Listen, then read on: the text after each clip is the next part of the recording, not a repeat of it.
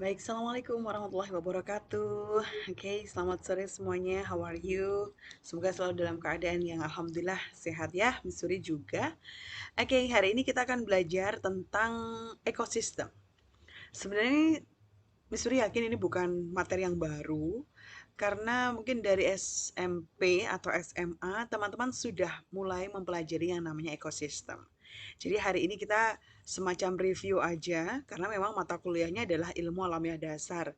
Sehingga dasarnya sebuah kehidupan alam teman-teman harus menguasainya ya. Meskipun kita guru bahasa Inggris, meskipun kita guru matematika atau guru sosial sekalipun, tapi kadang-kadang murid itu kalau bertanya itu suka-suka ya. Nah, gitu. Sebenarnya itu adalah sebuah kepuasan ketika mereka bertanya dan teman-teman harus bisa menjawab. Jangan sampai teman-teman itu lupa bahwa asal mula kupu-kupu adalah dari ulat, ya kan? Kepompong, kemudian jadi kupu-kupu. Jangan sampai, ya pokoknya gitu dari takdir. Jangan ya, jangan dijawab seperti itu. Baik, kita disclaimer dulu teman-teman. Artinya adalah beberapa gambar atau materi yang ada di dalam PowerPoint saya ini adalah bukan karya saya sendiri, melainkan Missouri ambil dari jurnal, dari gambar di internet, media sosial, dan seterusnya. Jadi Missouri harus mengakui bahwa gambar yang ada di dalam PowerPoint saya nanti bukan milik saya, ya. Tapi kalau materinya pasti dicari dari buku saya, ya kan? Baik, teman-teman sebagai preface atau pengantar, hubungan timbal balik antara makhluk hidup itu yang akan kita pelajari, ya. Karena kita adalah belajar tentang ekosistem dan kita adalah makhluk hidup itu sendiri. Sehingga ekosistem boleh kita artikan sebagai hubungan timbal balik antara makhluk hidup dengan lingkungannya yang merupakan suatu kesatuan yang fungsional. Apa itu fungsional? Saling memberi fungsi, saling memberi guna atau manfaat. Nah, komponen yang satu dengan yang lainnya ketika saling berinteraksi, namanya timbal balik tadi, itu akan membentuk sebuah sistem yang dinamakan ekosistem, ya. Dan ilmu yang mempelajari tentang hubungan timbal balik itu antara makhluk hidup dan lingkungannya disebut ekologi. Jangan salah ya, sistemnya disebut ekosistem, tapi kalau ilmunya disebut ekologi. Kan dari logos, ilmu ya. Dan komponen yang menyusun ekosistem itu ada dua. Yang pertama adalah lingkungan biotik, yang pertama lingkungan biotik, kedua abiotik. Biotik, bio, semua makhluk hidup, manusia, hewan, tumbuhan, dan mikroorganisme. Kenapa Miss mikroorganisme itu tidak masuk dalam hewan atau tumbuhan? Ya, karena dia bentuknya juga tidak jelas. Sama dengan virus, ya. Virus itu dimasukkan di makhluk hidup tidak bisa karena dia bisa dikristalkan, tapi dimasukkan ke abiotik atau benda mati juga tidak bisa karena dia bisa berkembang biak kalau ketemu lingkungan yang cocok, ya kan? Nah, baik langsung kita ke abiotik. Komponen tak hidup yang ada di sekitar kita semuanya adalah komponen ekosistem. Suhu, temperatur ya, cahaya, air, kelembaban, udara, tanah, garam-garam mineral, unsur hara, dan seterusnya, itu kita sebut abiotik. Karena memang berfungsi untuk manusia. Nah, sekarang tingkat organisasi dalam kehidupan ini dibentuk mulai dari individu. Individu itu artinya satu spesies tunggal. Satu spesies tunggal. Ya, kemudian kumpulan dari individu hidup di suatu tempat tertentu dan dalam waktu tertentu pula, itu namanya populasi, ya kan? Sejenis loh ya ini. Kumpulan kan individu satu nih, satu jenis. Ya kan? Kalau kelinci kelinci aja. Kelinci yang kumpul di suatu padang rumput itu kita sebut populasi. Nah, populasi, kumpulan dari populasi, populasi kan berarti individu, populasi A, berarti populasi kelinci, populasi B, populasi rusa, dan seterusnya. Kalau dia kumpul jadi satu, namanya adalah komunitas. Ya, kemudian kumpulan komunitas ekosistem dan kumpulan ekosistem kita sebut biosfer atau memang dunia ini ya. Tingkatannya adalah biosfer. Nah, ini gambarannya. Organisme atau individu, ya, satu aja dia, satu jenis spesies. Nah, kalau dia ada di ini dulu ya, kumpulan rusa-rusa di suatu tempat tertentu disebut populasi, ya kan? Nah, populasi yang berbentuk itu berbentuk banyak ya, maksudnya makhluk hidupnya A, B, C, D kumpul. Nah, ini seperti ada burung juga, ada rumput, ada pepohonan, kita sebut dengan komunitas. Nah, sekarang Misuri tanya, kira-kira kalau komunitas motor itu termasuk harusnya namanya komunitas atau populasi? Kan sejenis ya. Saya sebut merek ya. Misalkan komunitas motor Scoopy atau komunitas motor King gitu ya, atau Ninja. Nah, harusnya namanya apakah komunitas? Kan komunitas tadi berbagai populasi, kumpulan populasi. Kayaknya mungkin geng-geng motor itu harus mengubah namanya ya. Populasi motor Tiger, populasi motor Scoopy. Kan artinya populasi, karena satu jenis, ya kan? Ah, itu bercandaan aja ya. Kemudian kumpulan dari komunitas ini ya, ada abiotiknya juga terlibat. Hidup di lebih luas adalah kita sebut dengan ekosistem. Ada kelinci, ada burung, ya kan? Burungnya juga berbagai jenis. Ya, kemudian hidup di sebuah perairan yang lebih luas kita sebut dengan ekosistem. Baik, ini keterangannya ya. Populasi tadi organisme sejenis hidup di suatu tempat dalam waktu tertentu. Kemudian kalau populasi itu ada istilah kepadatan populasi yang bisa dihitung. Persebaran individu sejenis itu disebut distribusi populasi, ya kan? Kalau di kita apa namanya? Kalau di manusia bisa disebut dengan transmigrasi ya. Oke, nah ini dia. Populasi dipengaruhi oleh angka kelahiran nambah, angka kematian berkurang, dan perpindahan, baik yang masuk imigrasi maupun perpindahan keluar atau emigrasi. Berikutnya macam-macam interaksi. Macam-macam hubungan timbal balik itu dimulai dari kompetisi. Kompetisi itu artinya adalah anggota populasi bertambah, kebutuhan hidup tidak terpenuhi sehingga dia melakukan sebuah kompetisi.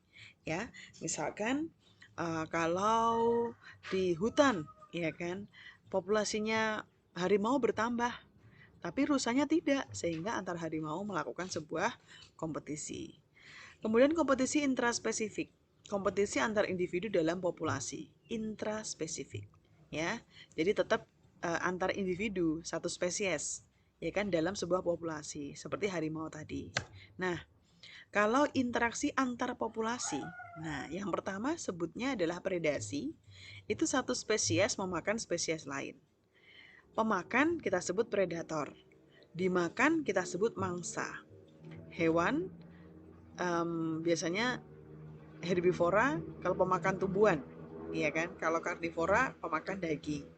Nah, ini sebutannya ya. Ketika melakukan sebuah predasi itu kalau predator makan mangsa. Kompetisi interspesifik, dua atau lebih populasi pada suatu wilayah memiliki kebutuhan hidup yang sama, sementara kebutuhan terbatas. Nah, biasanya berebut rusa adalah ketika ekosistem di darat bertemu dengan danau gitu ya. Jadi harimau akan berkompetisi interspesifik dengan buaya misalkan. Nah, kemudian macam-macam interaksi. Yang berikutnya adalah macam-macam interaksi jenis simbiosis. Ya, artinya kalau simbiosis itu kan dua spesies ya yang berbeda hidup di bersamaan.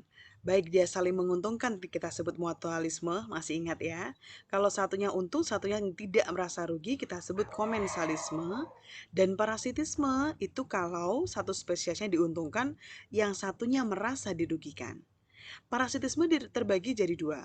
Endoparasit itu parasit yang hidup di dalam tubuh inang, dan ektoparasit luar ya, parasit yang hidup di permukaan atau menempel sementara pada tubuh inang. Nah, ini adalah contohnya dimulai dari mutualisme, keuntungan dua arah, di mana dua spesies saling menguntungkan. Ya, burung pematuk sama kerbau. Satunya makan kutu, satunya kehilangan rasa gatal. Nah, itu menguntungkan. Kalau komensalisme adalah ikan Napoleon berenang bersama ikan remora. Bagian atas kepala remora itu memiliki cakram yang dapat membuatnya melekat ke ikan yang lebih besar. Nah, yang dilindungi adalah malah remoranya, ya kan? Napoleonnya tidak apa-apa. Dia tidak merasa dirugikan juga atas hubungan tempel-menempel ini. Berikutnya parasitisme, keuntungan sepihak. sejumlah hubungan hanya menguntungkan salah satu hewan saja. Misalkan adalah caplak kijang, parasit yang hidup dengan menghisap darah kijang. Ya kan, caplaknya diuntungkan, kijangnya dirugikan. Apalagi juga bisa menularkan penyakit ke inang yang lain, ya kan? Apalagi kalau dia saling tempel ya kan kutunya, pasti akan sangat merugikan. Baik, kita lewati aja ini. Oke, macam-macam interaksi. Teman-teman ingat ya, produsen itu biasanya autotroph. Artinya adalah dia bisa memasak makanannya sendiri. Ya, kan ada autotroph, ada heterotroph. Kalau autotroph itu bisa memasak masakan sendiri sehingga dia selalu menjadi predikat produsen. Kemudian konsumen itu heterotroph karena tidak bisa masak sendiri, termasuk herbivora pemakan tumbuhan, karnivora pemakan daging, omnivora pemakan segala. Kemudian dekomposer mengurai zat organik sampai dengan sifat sederhana, dan detritivore adalah pemakan partikel organik. Ya. Baik, ini jenis-jenis tipe-tipe ekosistem di air atau akuatik. Ya. Kemudian ekosistem darat itu banyak sekali karena beda ya. Mereka punya sifat sendiri-sendiri. Hewan atau ekosistem di air tawar ciri-cirinya eh, sendiri gitu kan. Kalau di laut juga sendiri. Sama dengan ekosistem darat, hewan atau tumbuhan yang hidup di padang rumput akan berbeda dengan tumbuhan yang hidup di gurun. Kalau di gurun kan daunnya berbentuk duri karena dia harus mengurangi penguapan. Saya kira teman-teman sangat ingat dengan ciri-ciri ini ya. Oke, kemudian ekosistem buatan itu bendungan, hutan, lindung, perkebunan sawit dan pemukiman yang buat oleh manusia. Baik, kita sekarang langsung ke rantai makanan. Food chain, ya, rantai makanan. Masih ingat ya, apa itu rantai makanan? Ya, sebuah hubungan, ya kan, berbentuk identiknya adalah seperti rantai dan saling berhubungan dengan ilustrasi seperti ini. Ketika ada bunga atau tumbuhan autotrof ya, dia dimakan oleh caterpillar atau ulat ini ya. Ulat dimakan oleh katak. Katak dimangsa oleh snake atau ular dan ular pada akhirnya dimakan oleh burung hantu. Ketika burung hantu sudah mencapai titik puncaknya, ketika dia juga akan dimangsa atau mati, dia akan kembali ke tanah ketemu dengan detritivore kemarin yang tadi ya yang sudah dijelaskan tadi ya ketemu dengan decomposer kemudian detritivore sehingga masuk kembali ke tanah diserap lagi oleh um, namanya tumbuhan lagi. Itu namanya sumber energi sebenarnya ya. Jadi ada alurnya sumber energi itu. Baik, nah kumpulan dari rantai makanan saling memangsa itu kita sebut dengan jaring-jaring makanan. Nah, teman-teman harus mulai jeli ya dengan mind mapping ini. Nah, kenapa Missouri memilih gambar saja? Ya agar mudah dipahami. Nah, sekarang coba teman-teman boleh amati ada berapa rantai makanan dalam satu jaring-jaring makanan. Ini kan ada dua jaring. Nah, dalam satu jaring-jaring ini coba temukan ada berapa rantai makanannya. Di jaring-jaring yang kedua ada berapa rantai makanannya. Ya, coba harus mulai bisa membaca mind mapping dan menggambarnya kembali. Kadang-kadang kita kalau punya adik atau punya anak didik nggak selalu bisa dijelaskan dengan kata-kata. Kenapa? Itu pengalaman Missouri. Saya pernah pengabdian ya mengajar di SD, ikan hiu aja dia belum tahu. Dia gambarnya ikan biasa tanpa sirip yang di atas. Kan salah, ya. Nah, ini adalah kalau di eh, ini ya dijelaskan per itemnya ya, per predikat ya ketika dia jadi produsen, konsumen primer itu konsumen pertama, konsumen sekunder kedua, konsumen tersier itu yang ketiga, konsumen kuartener yang keempat. Nah, karena kan memang ini ya di awal dari herbivora dulu, ya kan? Fitoplankton, kemudian ini zooplankton, kemudian ini adalah karnivoranya. Sama yang sebelah sini juga begitu, ya. Baik, aliran energi kita skip dulu, ya. Ini adalah siklus air, saya rasa teman-teman memahaminya ya. Oke, itu saja materi kita agar kita tetap menjaga kelestarian ekosistem kita. Terima kasih teman-teman semuanya. Selamat merangkum. Assalamualaikum warahmatullahi wabarakatuh.